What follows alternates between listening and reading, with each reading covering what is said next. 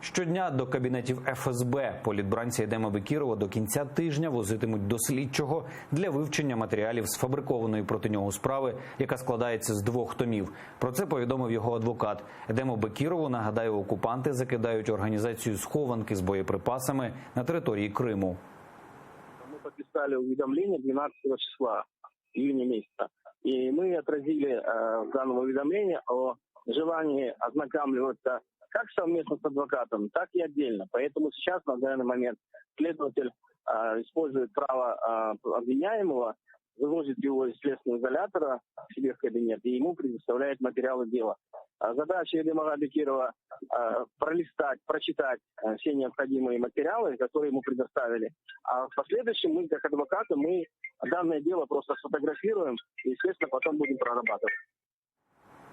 Едема Бекірова затримали торік у грудні на адмінмежі з окупованим Кримом. Він інвалід 1-ї групи, має ваду серця і цукровий діабет. В нього ампутована нога. Попри це, окупанти тримають бранця в СІЗО та не надають необхідної медичної допомоги. 11 червня Європейський суд з прав людини зобов'язав Росію перевести Едема Бекірова до лікарні, але Росія це рішення не виконує.